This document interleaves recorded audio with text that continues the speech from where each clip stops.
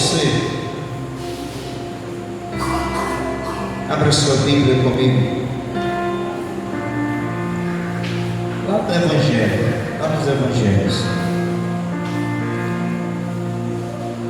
Há um texto de uma temática, mas eu quero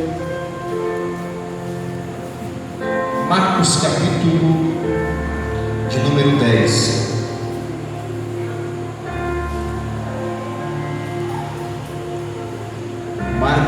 Marcos capítulo 10, versículo de número 46. Uma água, por favor.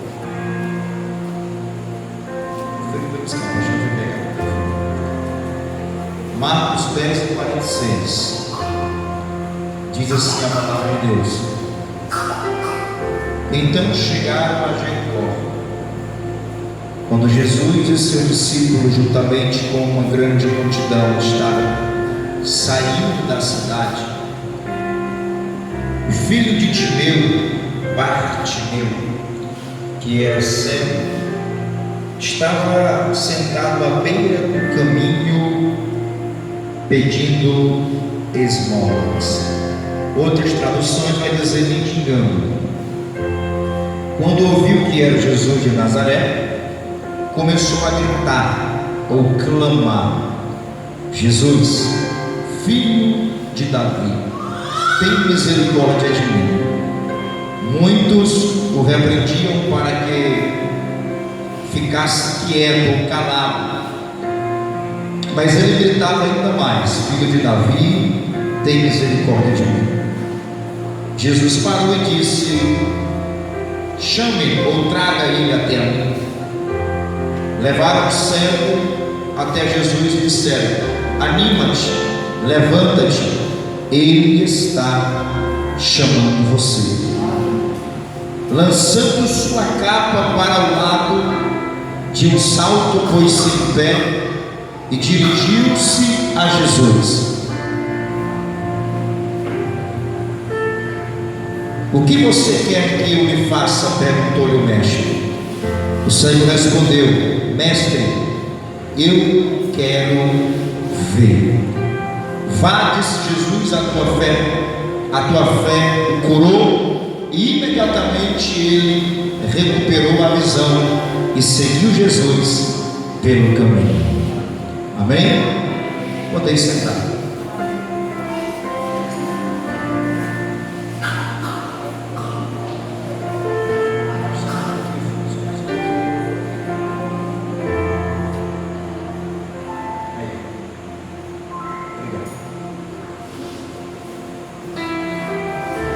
Meus irmãos,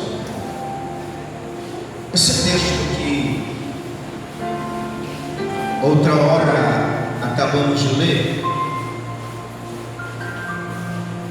é um texto bem conhecido, mas dentro desse texto nós aprendemos algumas verdades ou segredos que a partir deste momento não será mais segredo oculto, mas um segredo revelado. Segredos estes e verdades estas que muito me impressiona, me chama a atenção, pela razão da Bíblia narrar a história de um homem que, aos olhos dos homens naturais, era uma pessoa que não tinha probabilidade ou capacidade alguma de sair da situação em que ele se encontrava. A Bíblia diz que Jesus, como de costume, ele vai tomar uma decisão, e a decisão que Jesus toma é de ir a uma cidade, e a cidade que Jesus entra ou decide ir mais uma vez é a cidade de Jericó. Peço que as crianças nos ajudem, tá? As mães nos ajudem com as crianças. É a cidade de Jericó. Jesus ele tem uma iniciativa, qual? guia a cidade. Tendo ele uma iniciativa, obviamente ele tem um objetivo. Tendo um objetivo, ele tem um foco. O objetivo e o foco de Jesus é ir para a cidade de Jericó. Ele vai para Jericó. Quando ele entra na cidade de Jericó, muitos milagres acontecem. Muitas pessoas vão vivenciar das manifestações miraculosas do Messias. Pessoas acometidas de várias enfermidades, de várias moléstias, de vários problemas. Quando ouviram que Jesus entrou em Jericó, essas pessoas que tinham capacidade de se locomover, de ir ao encontro do Mestre, elas saíram de suas residências e foram à presença de Jesus. Mas algumas pessoas que não tinham capacidade alguma de se locomover, de sair do seu lugar, eu tenho convicção que foram conduzidas, porque a Bíblia diz que quando Jesus chegava em algumas cidades ou aldeias, algumas pessoas eram trazidas à presença do Mestre para serem curadas. Jesus opera muitos milagres, muitas maravilhas acontecem, porque o ministério de Jesus, ele é um ministério na qual vem decorrente de milagres, maravilhas e de palavras, a qual ele também se preocupava em entregar ao coração do povo. Aí a Bíblia vai dizer que Jesus entra em Jericó. Depois de muitos milagres acontecerem, Jesus vai sair de Jericó. Escute isso aqui. Ele entrou, milagres aconteceram. Quando ele sai de Jericó com uma multidão, na porta ou à beira do caminho, na avenida, quem sabe, principal de Jericó, jazia, se encontrava um homem que o nome dele não é Bartimeu. Bartimeu é um apelido, porque não está escrito de forma escriturística o nome deste cego. Pastor, por que ele é conhecido como Bartimeu? A palavra bar no grego significa filho. Então, Timeu, ou seja, apelido Bar, filho de Timeu. Timeu era o pai deste homem. Timeu era o grande general romano da antiguidade desta época. Esse homem também não era cego de nascença. Esse homem, segundo os historiadores, esse homem, os seus dois olhos foram furados quando o exército romano, por ordem do grande general desta época, a mandado do general de ir em busca do pai deste homem, que é Timeu, para o matar, porque eles se levantaram como uma oposição desta época, porque o seu aposento fora cortado. Então ele se indignou, se enfureceu e se levantou como uma oposição contra o Império Romano. Aí a história vai dizer que é enviado soldados à casa de Timeu. Timeu é morto, então o seu filho, os soldados furam seus olhos, porque eles pensavam assim: se nós deixarmos ele com uma visão, ele será uma ameaça para nós amanhã. Escute isso e segura a palavra revelada que eu tenho para você aqui esta noite. Existem cristãos, escute isso aqui, existem crentes que estão vivendo na atualidade como este cego Bartimeu. Como assim, pastor? Os dois olhos furados, sem visão. Mas sabe o que eu tenho aqui para te dizer? O inimigo veio, furou teus olhos, arrancou tua visão, mas não se preocupa, o Jesus que restaura a visão está aqui esta noite para te restaurar.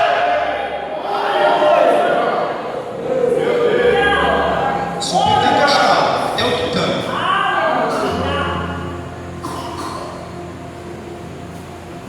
Furaram os olhos do filho de Timeu. Jesus está em Jericó. Agora Jesus decide sair de Jericó. Quando ele vai saindo, interessante, é que quando ele entra em Jericó, esse cego não está à beira do caminho. Mas quando ele sai de Jericó, o cego está à beira do caminho. Só para você entender, sabe quantos cegos foram curados em Jericó? Segundo a Bíblia, no Evangelho também de Mateus, 2 cegos é curado quando Jesus chega próximo de Jericó. Um cego é curado na saída, que é esse aqui, outro na porta, quando ele vai entrar. Este cego aqui está à beira do caminho. A beira do caminho aqui significa que ele permanecia ali para pedir esmola a todos que passavam. Quando Jesus sai, que a multidão vai com o mestre, há um alvoroço, há um questionamento, muitas pessoas começam até mesmo a se maravilhar e começam a comentar entre eles no meio da multidão. Vocês viram aquele cego que Jesus curou? Vocês viram aquele paralítico que trouxeram até a sua presença e ele restaurou a sua saúde? Você viu aquele endemoniado a qual ele só disse, sai demônio, e o demônio teve que sair? Então muitas pessoas se maravilhavam quando o cego ouve, escute isso, o cego estava sem visão, o homem não podia enxergar, mas podia ouvir nitidamente.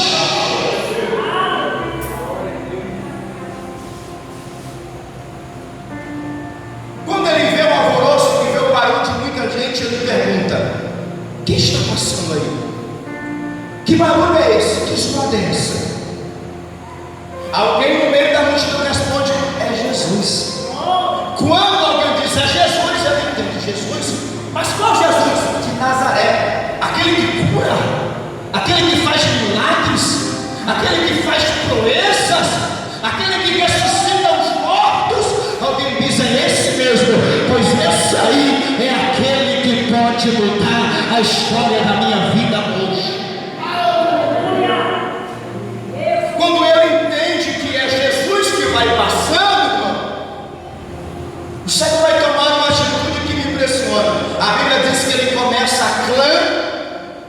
Aqui a minha tradução, da Bíblia, da palavra que eu tenho aqui nas minhas mãos, vai dizer que ele gritava, porque clamar quer dizer gritar em alta voz.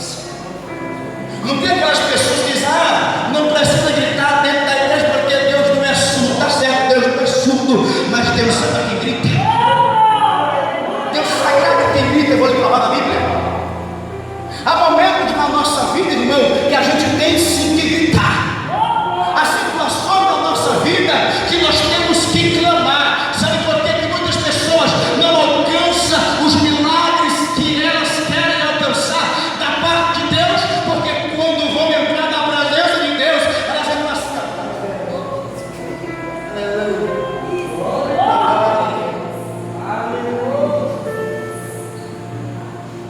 A Bíblia diz que nós devemos entrar na presença de Deus com ousadia.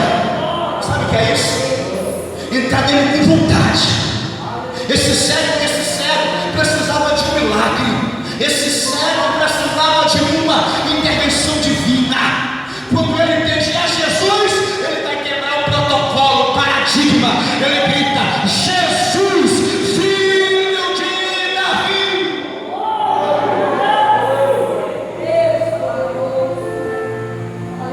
Agora, 2 razões por que Jesus ouviu o cego. Primeiro é porque ele gritou. Segunda, porque ele reconheceu. Ele reconheceu a origem da raiz do Messias. Jesus, filho de Ageu. Ele é filho de Davi, ou seja, sobre ele está a autoridade e o reino dele não será tomado. O reino dele é permanente. Jesus, filho de Davi, tenha misericórdia de mim. Ele clama, ele grita, ele pede por socorro. Mas sabe o que me chama a atenção também nesse texto?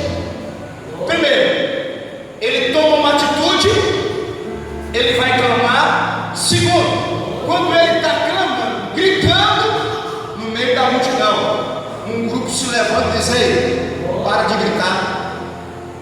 Para de clamar, porque Ele não vai te ouvir. Para de gritar, porque Ele não vai ouvir você. Mas a multidão que estava pedindo para o cego parar de gritar, não era somente porque Jesus não iria ouvir, não. Escute isso aqui.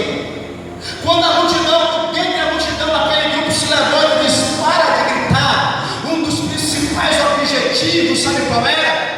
Ei, você está aqui na beira do caminho, e não são muitas pessoas que param para te atender, para te socorrer, para te dar uma ajuda, para te dar uma esmola. Você acha que Jesus, com a demanda que Ele tem para resolver, muitas pessoas não somem conta, a multidão é grande, muitas pessoas que trazem a sua demanda para que Ele possa solucionar. Você acha que Ele vai parar para te ouvir? Aí é onde aquele grupo se enganou.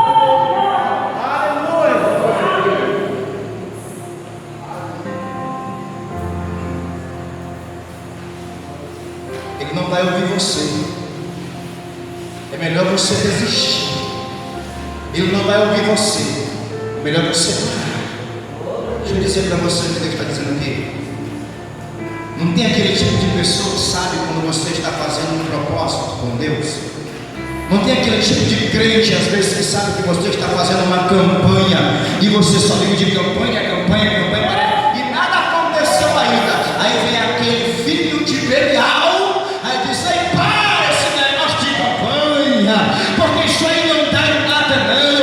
Quanto tempo tu vem fazendo campanha e nada de Deus resolver? Sabe por que Deus não resolveu ainda? É porque ele não lê Bíblia. Eclesiastes capítulo 3, a Bíblia diz: tudo tem seu tempo determinado. Tudo é na hora de Deus, é no momento dele. O nosso maior problema, sabe qual é também?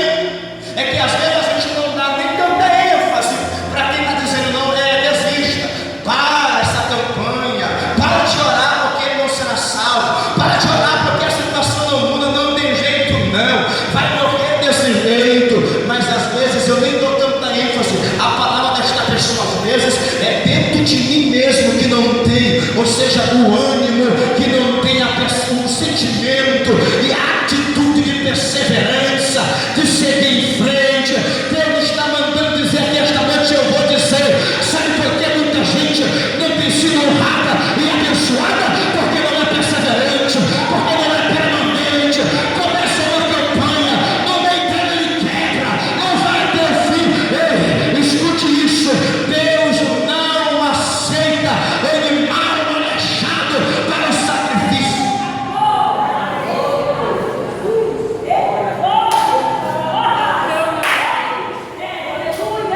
Eu quero oferecer para Deus de qualquer jeito. Lá em Malaquias capítulo 1, quando Deus fala assim para Malaquias, através de Malaquias, usando Malaquias, para os sacerdotes, dizendo: olha, o filho honra o pai, e o servo o seu senhor. Se eu sou o pai de vocês, onde está a minha honra? Se eu sou o Senhor de vocês, está no versículo 6, Malaquias capítulo 1. E se eu sou o Senhor de vocês, onde está o meu temor? Porque aquele povo estava levando ofertas ou animais para serem oferecidos no altar com defeito. Servo de ouro, aleijado. E Deus diz: eu não estou me agradando. Eu disse que tem que ser o melhor.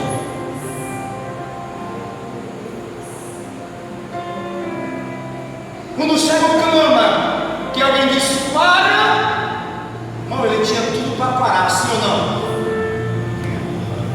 Primeiro, há anos à beira do caminho. Segundo, não tinha ninguém para falar por ele no meio daquela multidão. Ninguém dizia: para aí, deixa ele clamar. Para aí, ele também tem direito de pedir. Ele não tinha ninguém por ele. É diferente da geração atual, que qualquer coisinha desiste, qualquer coisinha para, qualquer coisinha retrocede, qualquer coisinha volta atrás. Eu vou dizer o que Deus está mandando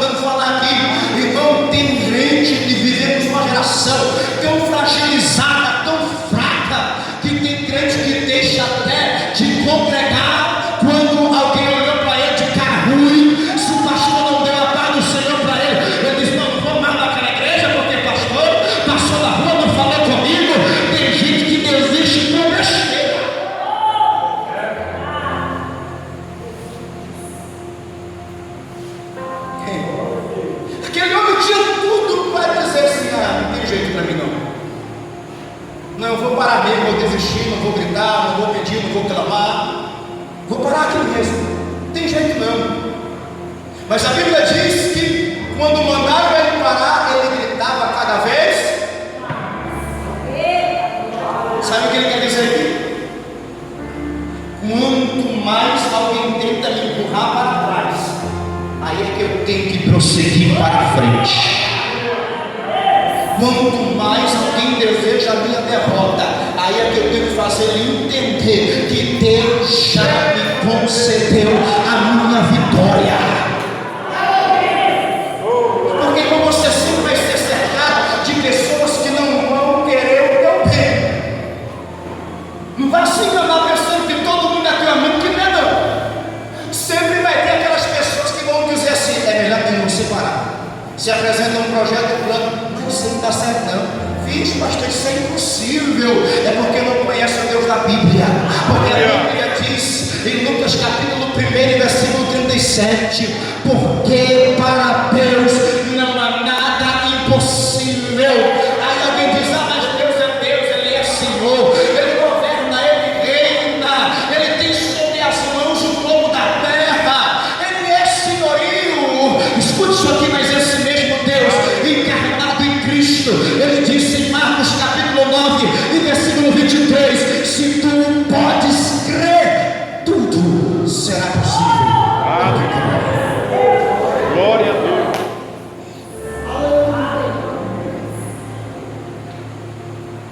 Para de gritar, Ele não vai te ouvir. Mas ele continuava: Jesus, filho de Davi, tenha compaixão de mim. A sua persistência, escute, irá te levar aonde muitos não queriam que você chegasse. Só o pastor entendeu, vou explicar ainda para você entender. A tua persistência e a tua insistir, a tua insistência, insistindo, vai te levar aonde muitos não queriam que você chegasse. Muitos não queriam, muitos pensavam que Jesus não iria parar para ouvir, mas Jesus tomou uma atitude que me impressiona. Jesus para. Quando Jesus para, Jesus manda chamar o céu e diz: traz ele à minha presença, traz ele aqui. Eu vou perguntar para você uma coisa e você vai responder para você mesmo. Quem levou o cego à presença de Jesus? Quem levou o cego à presença de Jesus? Os mesmos que mandaram ele calar. Vou te explicar. Aqueles que não querem ver o teu sucesso, a tua vitória, porque tem, não tem, que não querem ver a tua bênção, são eles que vão te empurrar para perto daquilo que Deus tem para você. São eles que vão te levar. Escute isso: quando eles pensar que não, eles estão te levando a determinado local aonde Deus quer te colocar. Eles serão eles a porta em que Deus estará usando para honrar a tua vida. Glória a Deus. Verdade. Irmão, eu vejo a cara, eu vejo o semblante. Como é que ficou aquele povo que estava dizendo para o cego parar de gritar porque Jesus não ia ouvir? E que Jesus dizendo assim: traz ele aí até mim. Como é que fica a cara dele? Aí se cumpre aquilo que a Bíblia diz: envergonhados serão aqueles que querem ver minha derrota. Eles ficaram envergonhados, perplexos. Aí ele vai ao encontro de Jesus, só que tem um porém. Escute isso aqui. Tem um porém. Antes dele ir a Jesus,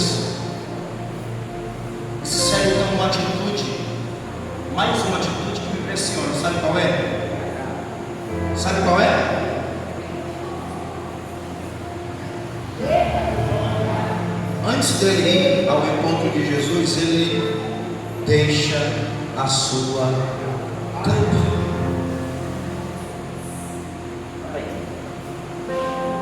Jesus só mandou ele, Jesus não mandou ele a capa, jogar a capa fora, mandou.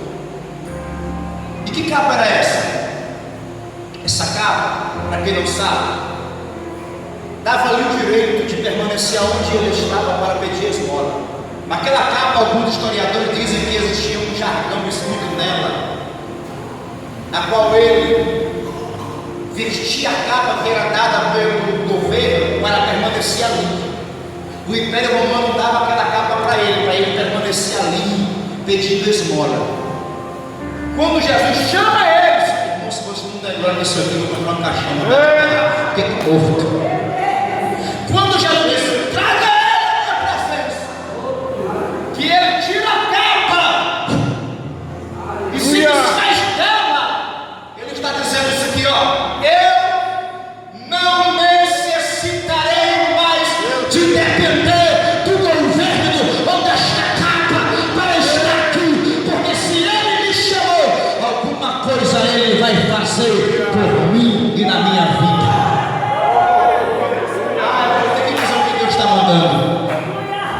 Sabe por que muitas pessoas não alcançaram na vida espiritual aquilo que Deus tem para ele? É porque nunca abriram mão daquilo que já era para ter abrido mão, nunca deixaram de lado aquilo que era para deixar. Ainda estão carregando algo sobre ele que simboliza esta capa. Escute. Quando a gente fala de muralhas, só que dá a gente já imagina assim, que as muralhas que são derrubadas somente aquelas que estão diante de mim, não é? Os problemas ali. Mas você sabia que existem muralhas que são internas. Existem muralhas que precisam ser derrubadas dentro de você. É verdade. Que tipo? Falta de perdão. Crente que não consegue perdoar é uma muralha, é uma barreira. Tanto de pedir como de liberar o perdão, irmão. Quando alguém pede perdão e alguém libera, os dois têm tanto que pedir como ele que liberou. A muralha interna dentro dele, falta de perdão, a arrogância tem que ser derrubada, cair, a presunção, a avareza, o orgulho, a soberba. Isso são as muralhas e as barreiras que devem ser derrubadas dentro de nós. E vou lhe dizer com firmeza, sem medo de errar, a maior barreira, a maior muralha, elas não são externas, são internas. O que esse cego aqui, a maior dificuldade dele, não estava naqueles que não queriam que ele gritasse, que ele clamasse, estava dentro dele. Por quê? Porque ele iria decidir se continuava ou se parava. Mas ele tomou uma decisão, ele continuou, ele não parou, ele perseverou.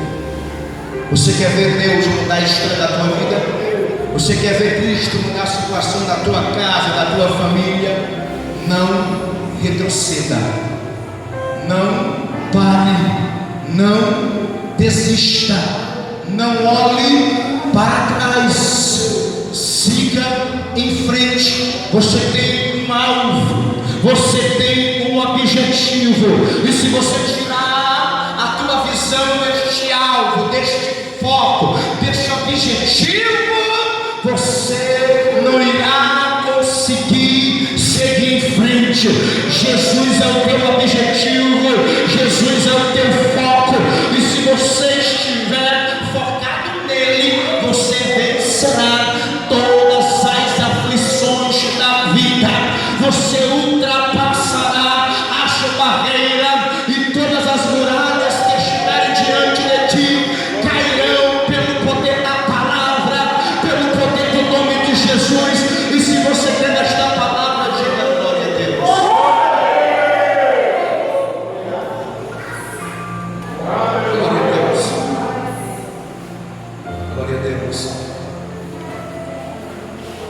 Ele deixa a capa porque ele entende, não vou depender mais disso aqui. Porque se ele me chamou, com certeza tem milagre.